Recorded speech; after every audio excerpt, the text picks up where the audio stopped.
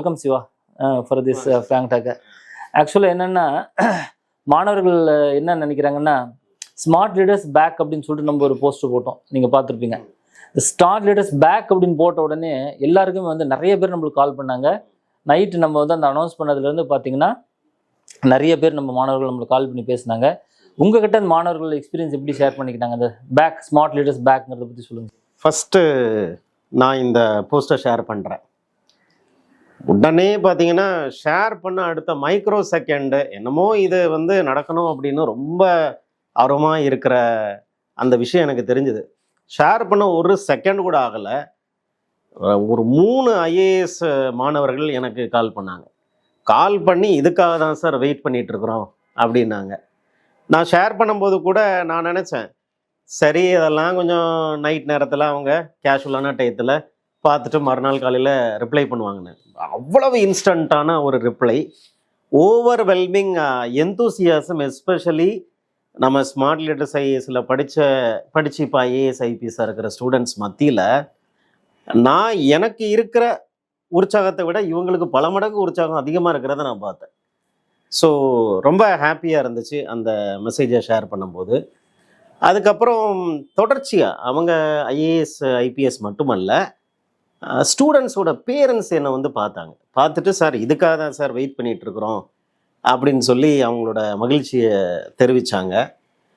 நிறைய நண்பர்கள், ரொம்ப குறிப்பிட்டு சொல்லணும் அப்படின்னா என்னோட சேர்ந்து படித்த நம்ம கூட சேர்ந்து படித்த நண்பர்கள் நிறைய பேர் கால் பண்ணாங்க. எனக்கெல்லாம் சில நண்பர்கள் கால் பண்ணும்போது இவங்களுக்கு ஸ்மார்ட் லீடர்ஸ்னு ஒன்று நாம் வச்சுருக்கிறது தெரியுமா அப்படிங்கிறது கூட எனக்கு டவுட்டாக இருந்துச்சு. அவங்கெல்லாம் கால் பண்ணி சொன்னாங்க. ரொம்ப மகிழ்ச்சியான தருணங்களாக இருந்துச்சு. ப்ளஸ் மாணவர்கள் பார்த்தீங்கன்னா சார் ஸ்மார்ட் லீடர்ஸ் அப்படிங்கிறது எங்களுடைய ஒரு எமோஷன் அப்படி தானே சொன்னாங்க. ஆமாம், அதாவது உங்களுக்கு இது இன்ஸ்டிடியூஷன் இல்லை, இது வந்து 2 விஷயமுமே வந்து எமோஷன் தான். ஒன்று யூபிஎஸ்சி எக்ஸாமினேஷன், 2வது ஸ்மார்ட் லீடர்ஸ் அப்படிங்கிற இன்ஸ்டிடியூஷன். அதுக்கு என்ன காரணம்னு நினைக்கிறீங்க? அதாவது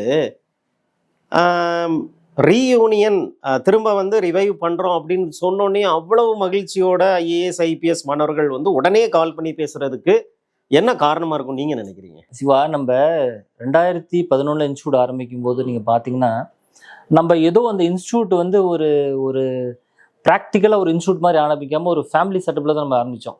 ஃபஸ்ட்டு நாள் உங்களுக்கு ஞாபகம் இருக்கும்னு நினைக்கிறேன். நம்ம ஆரம்பிக்கும் போது செப்டம்பர் 2011 400 மாணவர்கள் வந்தாங்க. அந்த ஸ்பேஸே நம்மளுக்கு பத்தலை. ஆரம்பிக்கும் போதே பார்த்தீங்கன்னா அத்தனை ஸ்பேஸே நம்மளுக்கு பத்தலை. அவ்வளோ மாணவர்கள் வந்து தான் நம்மளை வந்து உற்சாகப்படுத்தி இந்த இன்ஸ்டியூட் ஆரம்பிக்க சொன்னாங்க.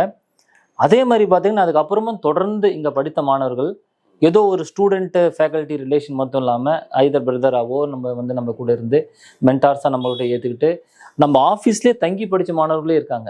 இன்றைக்கி பெரிய பெரிய ஐஏஎஸ் ஆஃபீஸர் அவங்க பேரை நம்ம சொல்லலாம். பட் வந்து அவங்க நம்ம ஆஃபீஸில் தங்கினாங்க.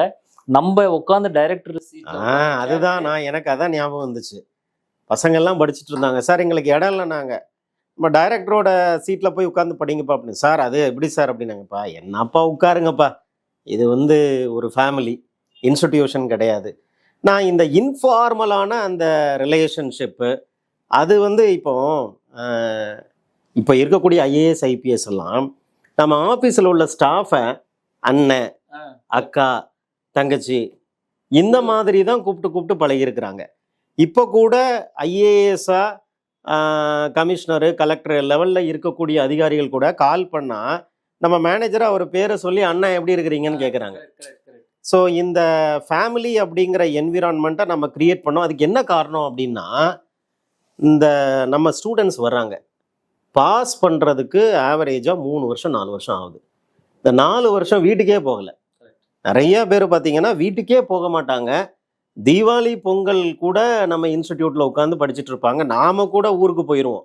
இவங்க உட்காந்து அவங்க அந்த பொங்கல் செலிப்ரேஷனை நம்ம இன்ஸ்டிடியூஷன்லேயே பண்ணுவாங்க. இங்கேயே படுத்து தூங்கிட்டு இருப்பாங்க, இங்கேயே சாப்பாடு வாங்கி சாப்பிட்டுட்டு இருப்பாங்க. அது வந்து இவங்களுக்கு வந்து செகண்ட் ஹோம் அப்படிங்கிறத நாம் வந்து உள்ளே வரும்போது சொன்னது மட்டும்தான், நம்ம செயல்படுத்தினது அவங்க தான். அதை வீடாக மாற்றிட்டாங்க.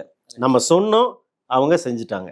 அதனால அந்த எமோஷ்னல் கனெக்ஷன் இந்த பேரில் வரும்போது ரொம்ப அவங்களுக்கு வந்து ரிவைவ் பண்ணும்போது அவ்வளோ மகிழ்ச்சி. அப்போ கூட ஒரு நண்பர் சொன்னார், என்ன சேர்ந்துட்டிங்களா அப்படின்னாரு.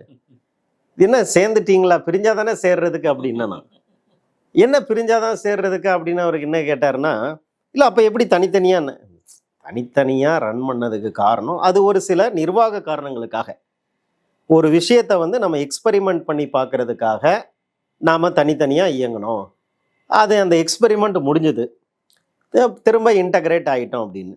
இன்னொரு நண்பர் வேடிக்கையாக சொன்னார், அவர் கூட இருக்கிறவர், ஃபேமிலின்னா அப்படி தானே இருக்கும், ஃபேமிலின்னா அப்படி தான் இருக்கும், அப்படி இல்லாத ஃபேமிலி எங்கே இருக்குது, அதனால எண்டு அப்படிங்கிறது மகிழ்ச்சியாக இருக்குதா அப்படிங்கிறத அவர் சொன்னார். அவர் பார்த்தீங்கன்னா செக்ரட்டரி லெவல் ஐஏஎஸ் ஆஃபீஸராக இருக்கிறாரு. ஓப்பன் பப்ளிக்கில் இந்த வீடியோ வரனால அவர் பேரை சொல்ல முடியல, உங்களுக்கும் தெரிஞ்ச நண்பர் தான். நமக்கு ஒரு 23 வருஷமாக 24 வருஷமாக தெரிஞ்ச நண்பரை பற்றி தான் நான் பேசிகிட்டு இருக்கிறேன். ஸோ அது ஒரு பெரிய ஒரு மகிழ்ச்சியான ஒரு விஷயமா இருந்துச்சு. நாம் இந்த வாட்ஸ்அப் குரூப்பில் ஆரம்பிக்கும் போது நம்ம ஸ்மார்ட் ஃபேமிலி அப்படின்னு ஆரம்பித்தோம், ஞாபகம் இருக்கா? இதில் எனக்கு நிறைய பேர் இந்த மேனேஜ்மெண்ட் சைடில் என் ஃப்ரெண்ட்ஸ் இருக்கிறவன் கூப்பிட்டு சொன்னான், இந்த பாருப்பா, இன்ஸ்டிடியூஷனை நீ ஃபேமிலி ஆக்காத, ஃபேமிலி வேணால் இன்ஸ்டிடியூஷனாக இருக்கும், ஆனால் இன்ஸ்டிடியூஷன் ஃபேமிலி ஆகாது அப்படின்னா. அப்போ நான் சொன்னேன் ஏன் ஆகாது அப்படின்னு சொல்லும்போது அவங்க சொல்கிறாங்க, சில விஷயங்களை நீ வந்து ரொம்ப ஃபார்மலாக கொண்டு போனால் தான் அது வந்து உனக்கு வந்து அவுட்புட் கரெக்டாக இருக்கும் அப்படின்னு அவங்களோட மேனேஜ்மெண்ட் அண்டர்ஸ்டாண்டிங்கில் சொன்னாங்க.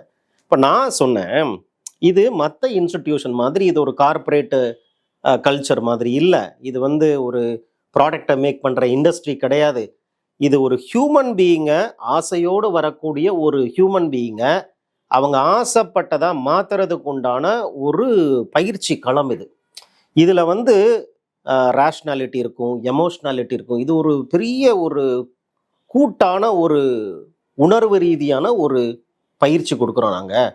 இப்படி கொடுத்தாதான் அவங்களால வித்ஸ்டாண்ட் பண்ண முடியும் இந்த ஃபீல்டில். ஏன்னா மற்ற காம்படிட்டிவ் எக்ஸாமில் பார்த்தீங்கன்னா, ஒரு ப்ரைவேட் செக்டரில் பார்த்தீங்கன்னா, நீங்கள் இன்டர்வியூ ப்ரிப்பேர் பண்ணுறீங்க, போகிறீங்க, கிடைக்குது, கிடைக்கல, வேற ஒரு இடத்துக்கு போயிடுவீங்க. ஆனால் அந்த பசங்க என்ன பண்ணுறாங்க, வர்றவங்க வந்தவங்க ஐஏஎஸ் ஐபிஎஸ் வாங்குற வரைக்கும் இங்கே தான் இருக்கிறாங்க. Correct correct correct. அதனால அவங்களுக்கு நம்ம வந்து அந்த எமோஷனல் சப்போர்ட் சிஸ்டம் அப்படிங்கிறத கொடுக்கணும்.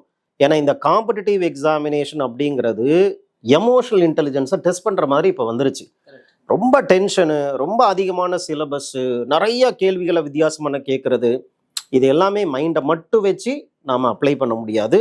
நம்ம எமோஷ்னல் பேலன்ஸையும் கண்டிப்பாக கொண்டு வரணும். ஏன்னா நாளைக்கு ஒரு ஐஏஎஸ் ஐபிஎஸ் ஆனால் எமோஷ்னல் இன்டெலிஜென்ஸ், எமோஷ்னல் பேலன்ஸுங்கிறது ரொம்ப அவசியம் அப்படின்னு அவருக்கு ஒரு பெரிய லெக்சரே எடுத்தேன். ஸோ நான் நினைக்கிறேன் நம்மளோட அப்ரோச் கரெக்டுன்னு நினைக்கிறேன்.